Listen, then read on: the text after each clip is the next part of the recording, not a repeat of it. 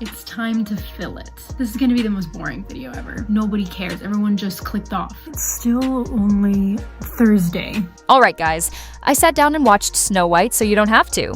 And let me tell you, it was a ride. Let's dive straight in and really break this movie down piece by piece, because there's a lot more going on here than just a simple Disney remake. We've been talking about this film for what feels like forever now, with all the noise surrounding Rachel Zegler's controversial interviews, the heated political debates about Disney's direction, and of course, the endless speculation on whether this reimagining would honor the original or completely throw it out the window. And yes, I'm putting live action in air quotes because honestly, with so much CGI, odd choices, and artificial backdrops, you have to ask, can we even call it live action anymore? I'll explain exactly what I mean by that in just a moment. Before we get into the full breakdown though, here's a massive spoiler warning for anyone who still plans to watch the film themselves. This review is going to be packed with details, story reveals, and my honest thoughts, so if you want to go in totally fresh, consider this your last chance to back out. But for everyone else who's curious about what Disney has done to one of their most iconic fairy tales, strap in. Now, let's rewind the clock a bit and remind ourselves of how we even got to this point. The hype and the backlash started long before cameras even finished rolling.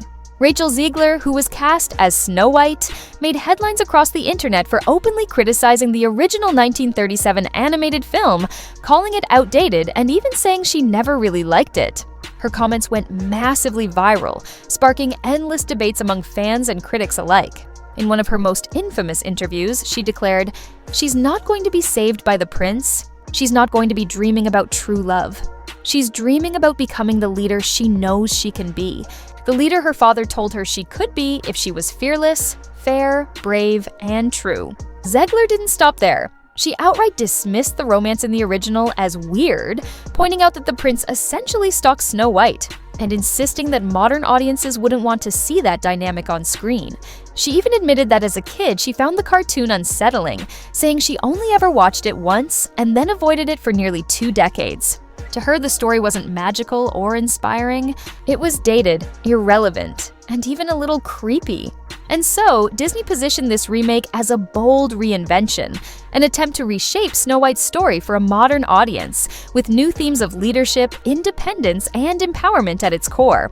The big question, though, the one that everyone has been waiting to see answered, is whether this so-called bold new vision actually works.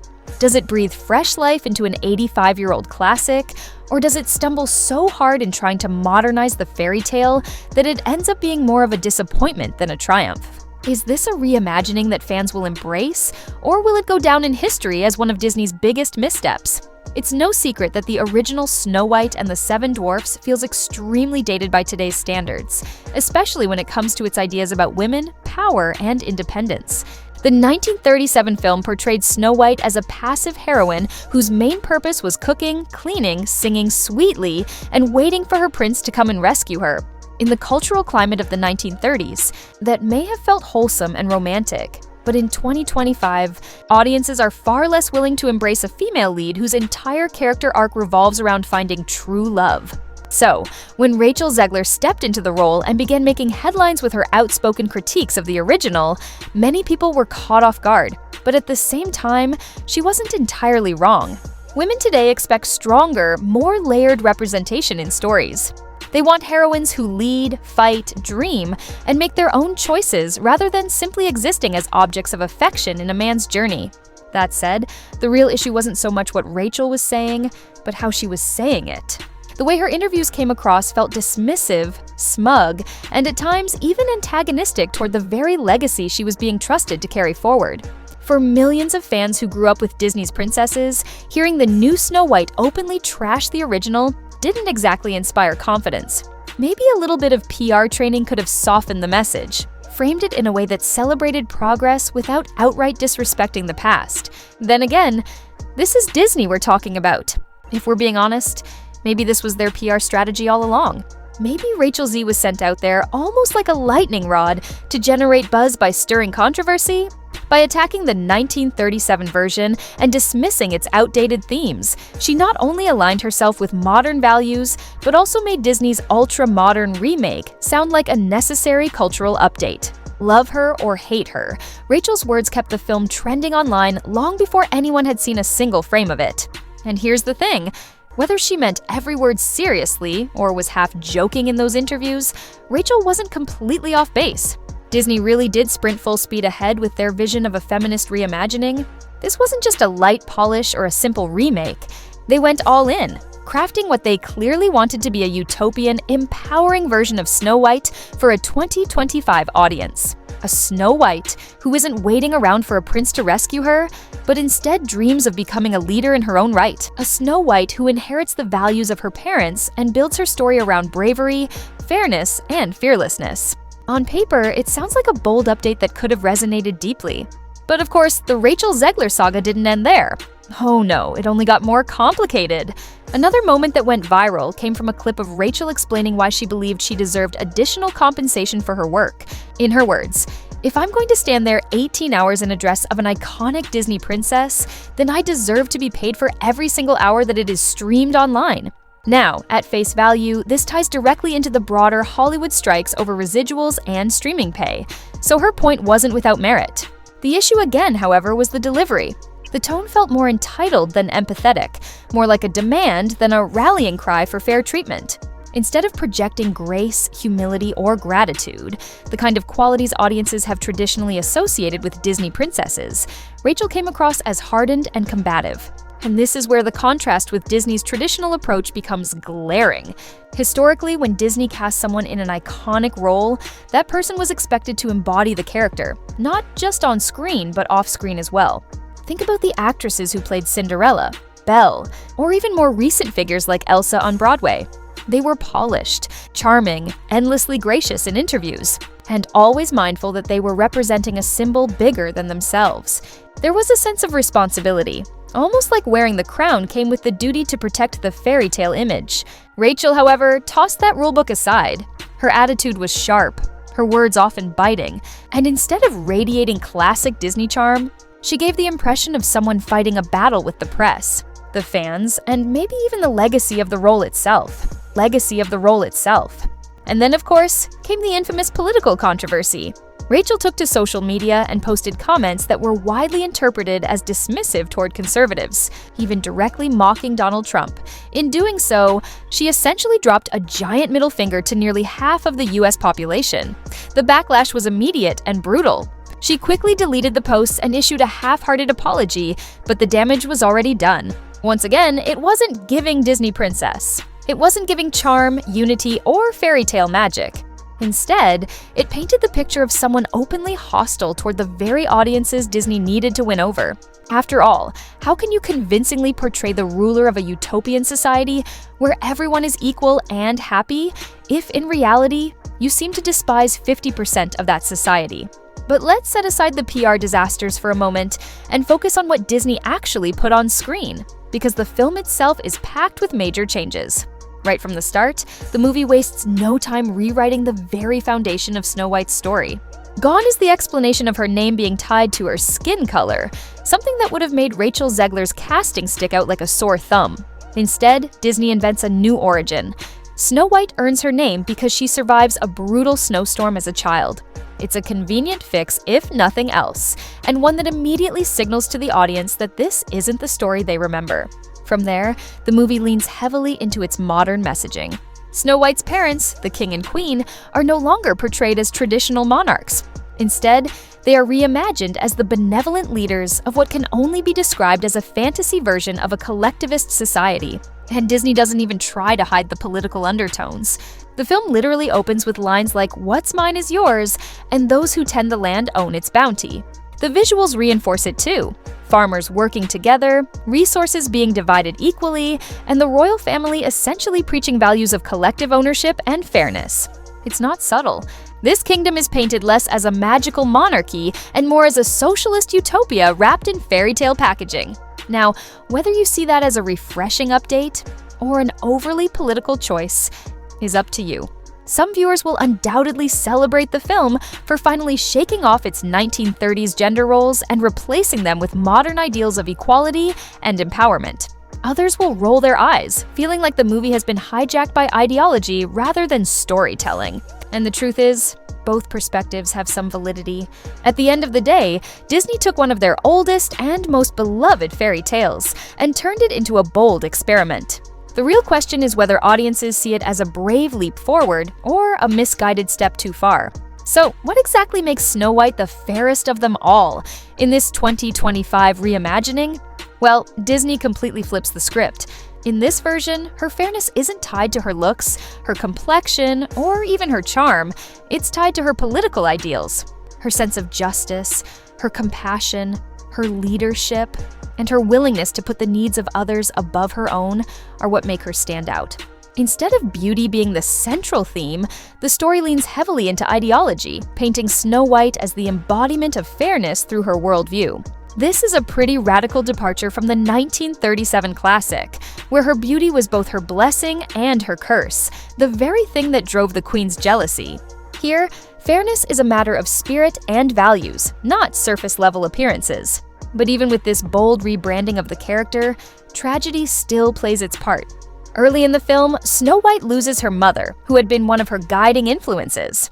Not long after, her father remarries, introducing the infamous evil queen into her life. This changes everything. Snow White, who has been raised to believe she's destined for leadership, suddenly finds herself struggling with a much heavier question. Can she really step into that role? Can she live up to the idealized vision of bravery, fairness, and strength that her parents instilled in her? Rachel Zegler herself emphasized this theme over and over during the press tours. She was very clear. This isn't a love story.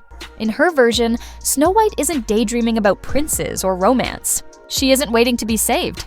Instead, she's focused on her journey toward becoming a leader. And Disney reinforces this theme in the most obvious ways possible. Through sweeping musical numbers and dramatic lyrics, they lay out her inner conflict almost word for word. Will she rise or bow her head?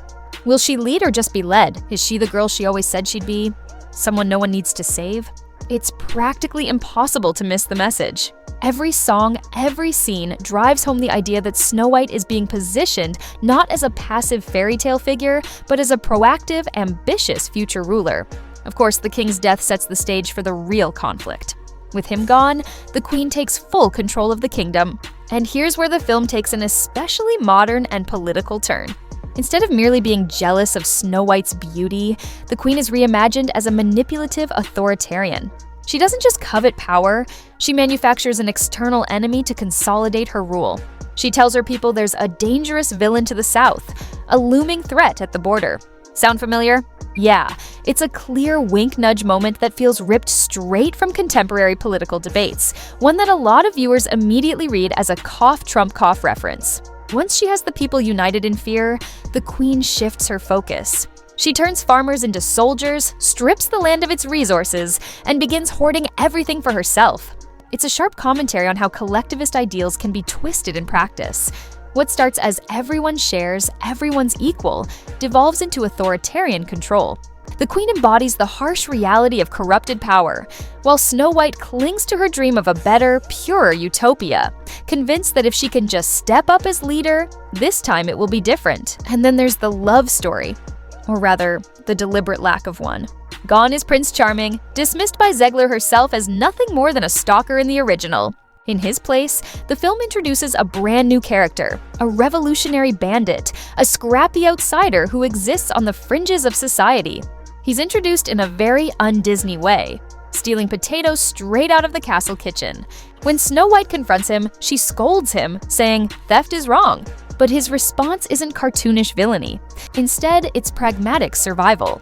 He tells her he steals because the queen's hoarding has left the people starving, and this is the only way to stay alive. His entire character arc revolves around resistance, rebellion, and pushing back against tyranny. Snow White listens, and while she doesn't approve, she understands.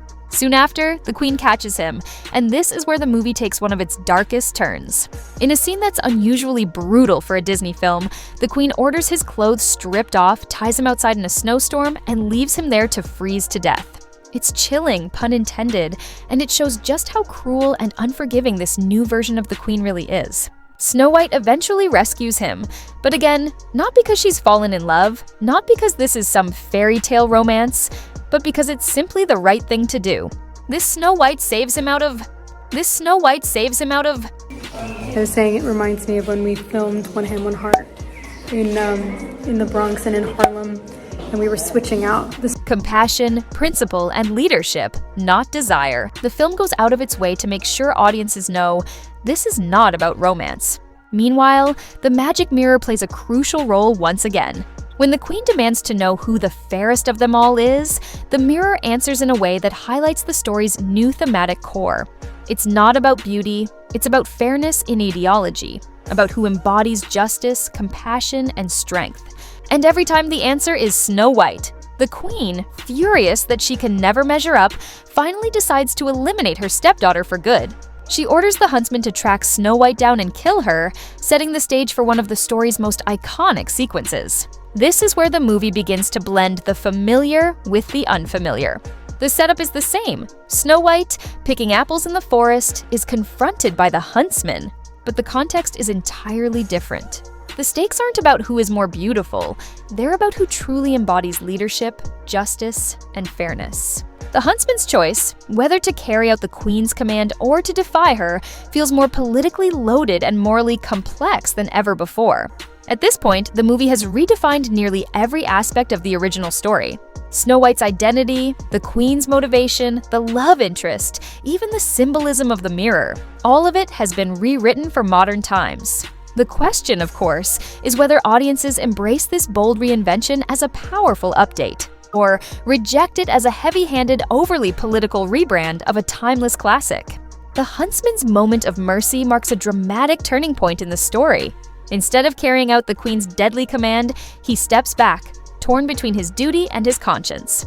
When he lowers his weapon and warns Snow White that her stepmother has ordered her execution, the weight of his words lands like a hammer.